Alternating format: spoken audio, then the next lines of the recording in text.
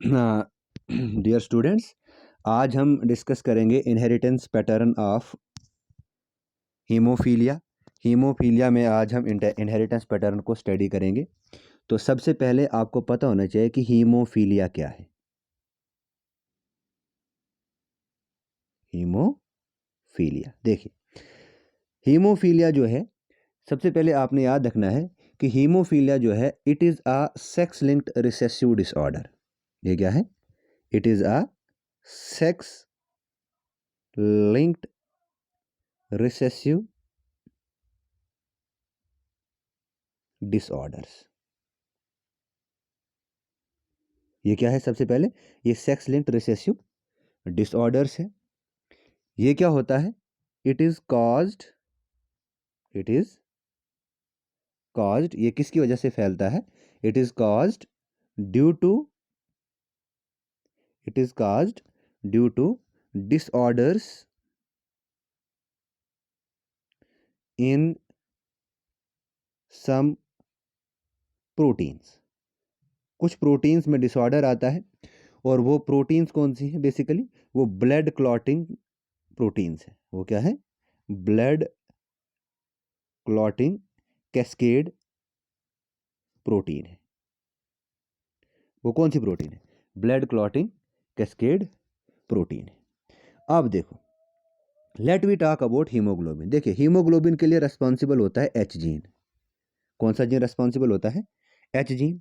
अब देखो, इस एच जीन की दो कॉपीज हैं। अगर कैपिटल एच जीन आएगा, अगर एच आएगा, तो ऑफस्प्रिंग जो है वो नॉर्मल बनेगा। अगर स्मॉल एच आया, तो इस स्मॉल एच के केस में होगी डिजीज। इस स्मॉल एच के केस में होगी disease.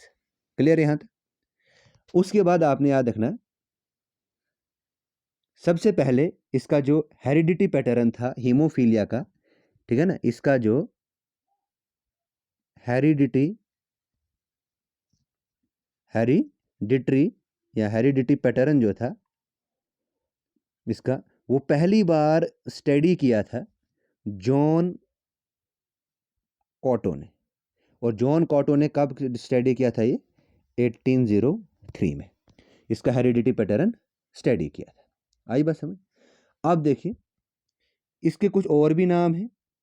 It is also known as, इसको हम ब्लीडर्स डिजीज भी कहते हैं। Why it is known as bleeders disease? देखिए, अगर हम देखें, अगर नॉर्मल ऑफस्प्रिंग, अगर नॉर्मल नॉर्मल पर्सन में कट लगता है, तो 2 to, अगर हम देखेंगे नॉर्मल पर्सन में अगर कट लगता है, तो 2 to 8 मिनट्स तक क्लॉटिंग हो सकती है ना? 2 to 8 मिनट्स तक हो सकती। लेकिन अगर हीमोफिलिक पेशेंट है, अगर हमारे पास कौन सा है? हीमोफिलिक पेशेंट है। अगर हीमोफिलिक पेशेंट है, तो हीमोफिलिक पेशेंट में ये ब्लड क्लॉटिंग जो है, ये 20 मिनट से लेकर, ये कहाँ से? 20 मिनट से लेकर 24 आवर्स तक कंटिन्यूस रह सकती है। That's why it is known as bleeders disease. आप देखिए, एक और पॉइंट आपने समझना है। देखिए, सबसे पहले ये डिजीज़ जो है, ये फर्स्ट टाइम इसको क्वीन विक्टोरिया में देखा, रिपोर्ट किया गया था। और बाद में इसको क्या नाम दिया? इसको कहते हैं royal family of queen Victoria में कॉमन देखने को मिला है, इसलिए इसको कहा जाता है, बेटा एक और नाम देते हैं इसको कहते हैं रॉयल डिजीज। क्या कहते हैं इसको? It is also known as royal disease. Why it is known as royal disease? Because it first time transmitted, it first time कहाँ पे आई? ये occur in royal family of queen Victoria, और इसी से फिर इनके डिसेंडेंट्स में भी ये ट्रांसफर हुई थी। आप देखो, अब इस केस में क्या होता है?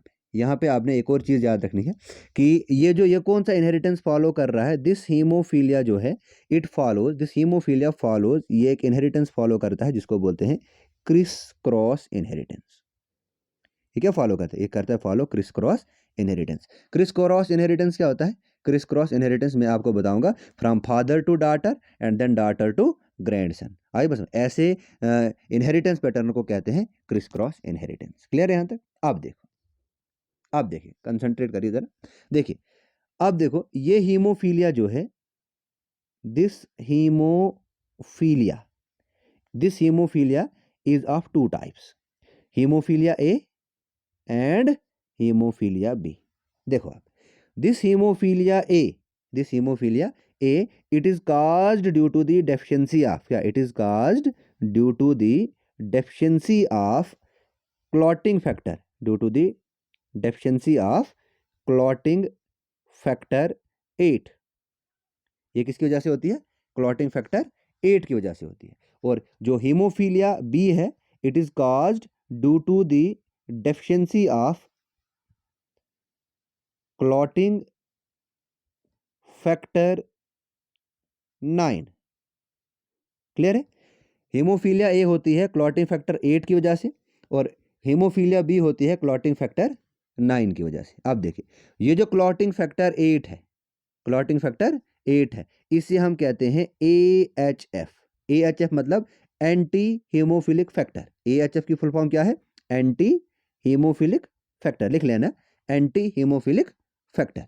अब देखो, जो डेफिशिएंसी ऑफ क्लॉटिंग फैक्टर 9 है, इसको हम, it is also known as, this factor 9 is also known as Christmas, इसको क्रिस्टमास फैक्टर के नाम से भी जानते हैं। क्लियर है यहां तक?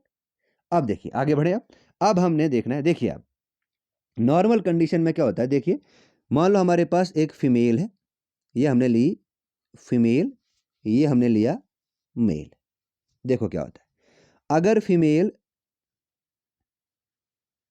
ये हमारे पास फीमेल नॉर्मल है, अगर इस फीमेल पे यहाँ पे H लिखूँ मैं, तो ये बेटा कैरियर है। इसको मैं कैसे लिखूंगा? अगर मैं इसको पेडिग्री में बनाऊं तो इस कैरियर को ऐसे बनाते हैं, ये कैरियर आ गई, ठीक है ना।